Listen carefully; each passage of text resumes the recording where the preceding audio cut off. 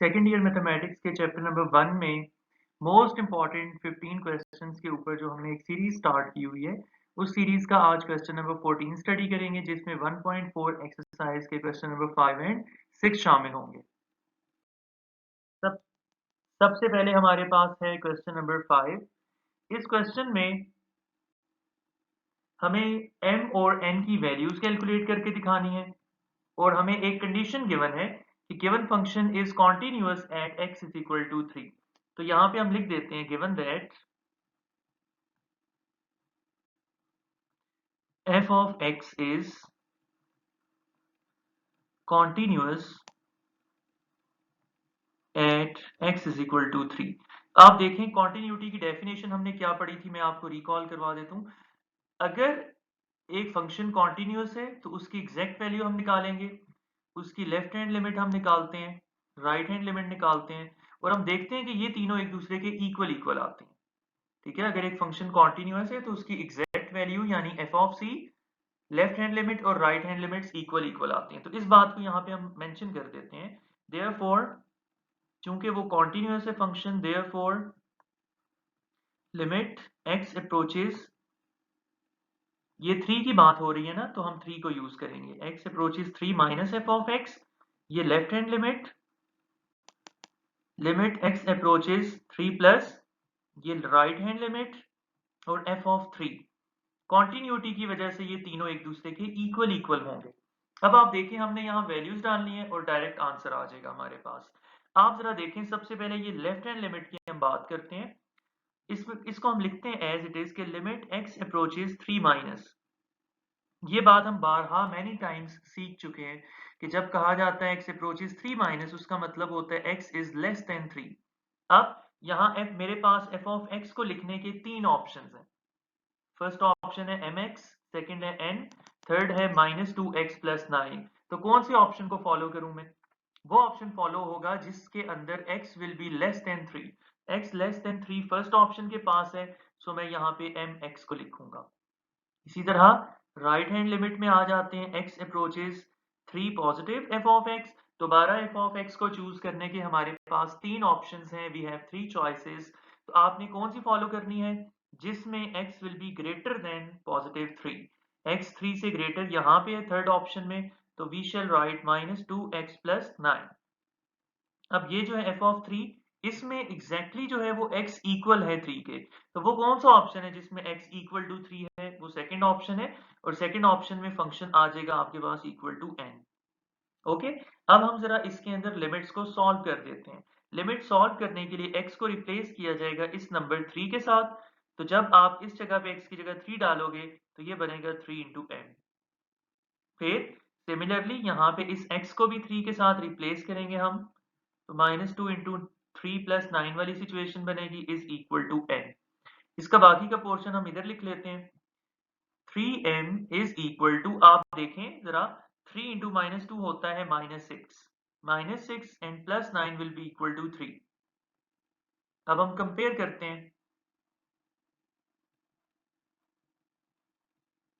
आप जरा गौर कीजिए यहाँ पे, कंपैरिजन में जब फर्स्ट को सेकंड के साथ हम कंपेयर करवाएंगे तो 3m will be equal to 3, और इसी तरह जब हम सेकेंड टर्म को थर्ड के साथ कंपेयर करवाएंगे तो 3 will be equal to n।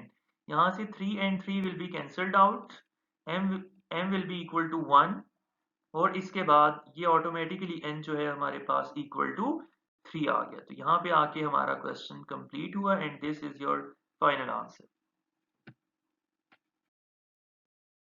अब क्वेश्चन नंबर 5 का सेकंड पार्ट है हमारे पास। ये क्वेश्चन भी सेम होगा, सेम प्रोसीजर। हमें गिवन है कि function is continuous at x is equal to 3। तो सिंस हम यहाँ मेंशन कर देते हैं given that the function f of x is continuous at x is equal to 3।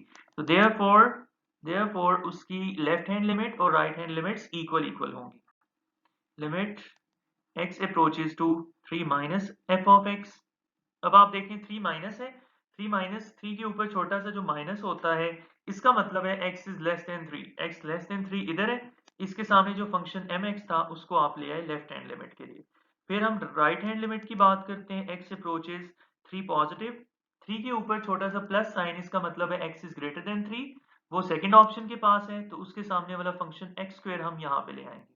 ठीक है, तो चूंकि फंक्शन कॉन्टिन्यूअस है तो लेफ्ट और right hand limits equal equal होंगी। एग्जैक्ट वैल्यू भी आप निकाल सकते हो, लेकिन आप देख सकते हो यहाँ पे कि f ऑफ 3 यानी x इज इक्वल टू 3 वाला ऑप्शन भी सेकंड ऑप्शन है, सेम x स्क्वायर आपके पास आएगा, तो उसको हम यहाँ पे नहीं लिख रहे। जस्ट हमारा जो काम है m को हमने फाइंड आउट करके दिखाना है, वो लेफ्ट और राइट हैंड लिमिट्स को इक्वेट करने से हो जाएगा। अब अप्लाई कर दीजिए लिमिट। लिमिट अप्लाई करने के लिए x को रिप्लेस करेंगे पॉजिटिव 3 के साथ, क्योंकि ये लिमिट हमें गिवन है 3। इधर भी हम रिप्लेस कर देंगे x को 3 के साथ। आप देखें 3m will be equal to 9। After dividing both sides by 3, you will get m is equal to positive 3. That is the final answer.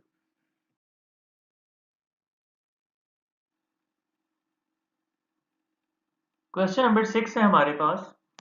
इसमें you have to find the value of k and given that f is continuous at x is equal to 2। अब इस question में जरा आप देखें, आप लोगों ने एक ट्राइकोटमी प्रॉपर्टी पढ़ी हुई है, जिसके अकॉर्डिंग हम कहते हैं या तो x इक्वल होता है y के, या x लेस होता है y के, या x ग्रेटर होता है y के। अगर आपको बता दिया जाए x इक्वल नहीं है y के, तो फिर दो पॉसिबिलिटीज बाकी बच जाती हैं remaining, either x will be less than y और x will be greater than y। तो अब यहाँ पे देखिए आपको गिवन है कि x is not equal to 2, x 2 के इक्वल नहीं हो सकता फर्स्ट ऑप्शन में, या तो x ग्रेटर होगा 2 से या x लेसर होगा 2 से। तो इस क्वेश्चन में ये बात बताने का एक इंपॉर्टेंट पर्पस वो ये है, टेक्निकल बात है, कि इससे पहले आने वाले तमाम सवालों में हम लेफ्ट हैंड लिमिट अलहदा से कैलकुलेट किया करते थे, राइट हैंड लिमिट अलहदा से कैलकुलेट किया करते थे, फिर दोनों को इक्वेट करके अपना काम आगे चलाते थे यहाँ पे हम।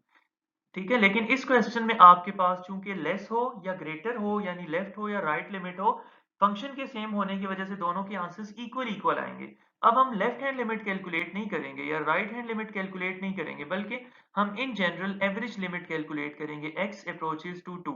अब ना इसके ऊपर प्लस साइन आएगा ना नेगेटिव साइन आएगा, क्योंकि वो तब आता है जब फंक्शन डिफरेंट होने के चांसेस हो। यहाँ मैंने आपको बता दिया लेस हो या ग्रेटर हो, फंक्शन हमेशा सेम होगा इस क्वेश्चन में। तो यहां पे हम मेंशन कर देते हैं कि given that f of x is continuous at x is equal to 2।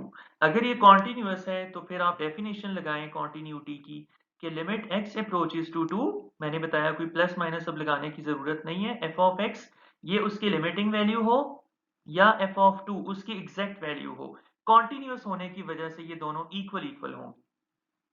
Given है हमें ऊपर।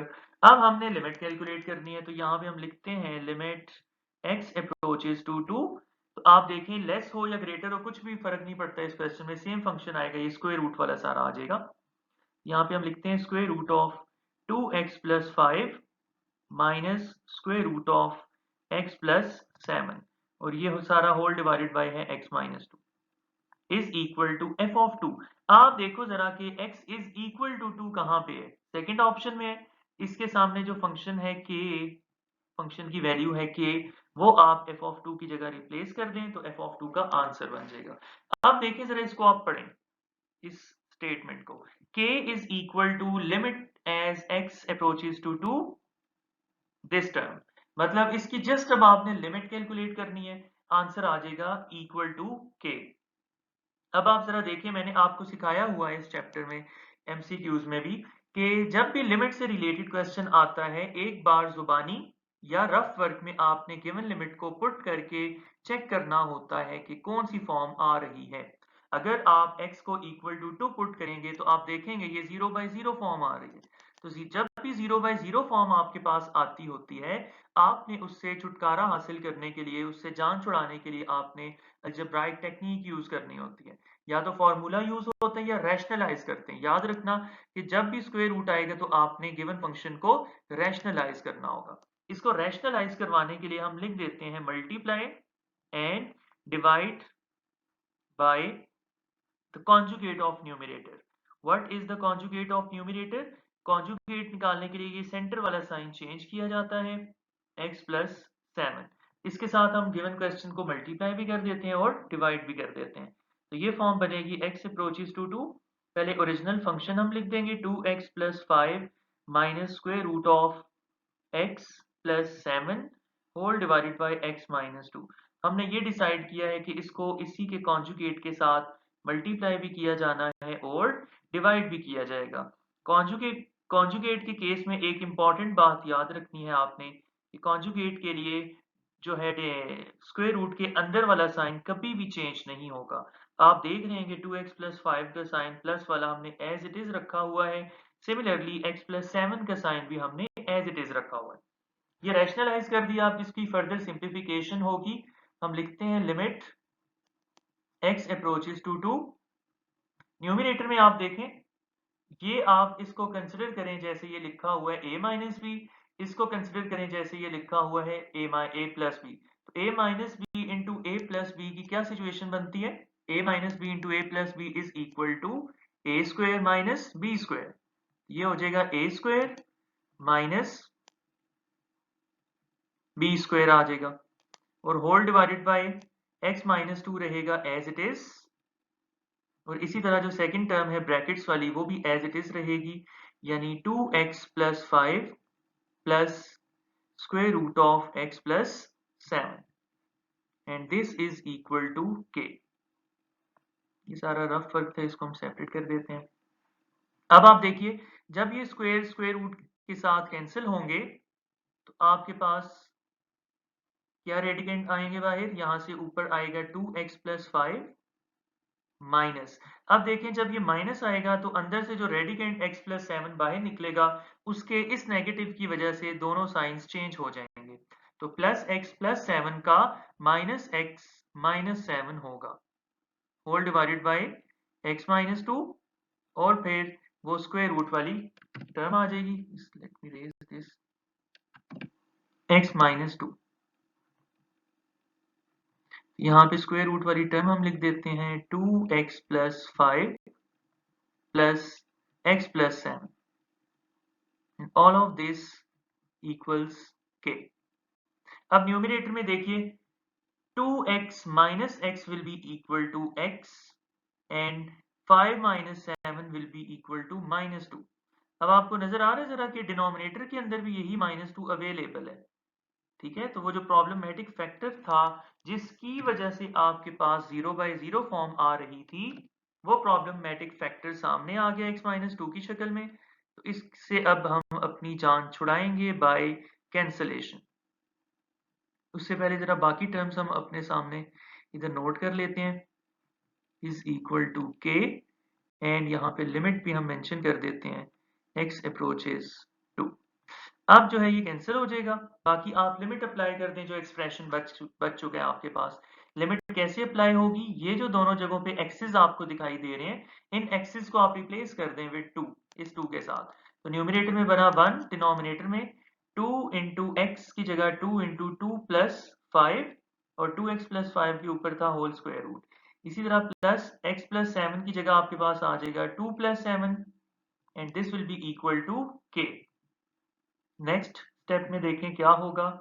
ये देखें इधर फर्स्ट स्क्वायर रूट के नीचे 2 2 जार 4, 4 plus 5 will be equal to 9। इसको लिख देते हैं square root of 9। Similarly 7 plus 2 will also be equal to 9, इसको भी हमने लिख दिया। आखिर में हम इधर लिख देते हैं बकिया पोर्शन। देखें 9 का स्क्वायर रूट होता है 3, दोनों जगहों पे 3 3 आ जाएगा, will be equal to k, and 3 plus 3 will be equal to 6। तो finally k will be equal to 1/6।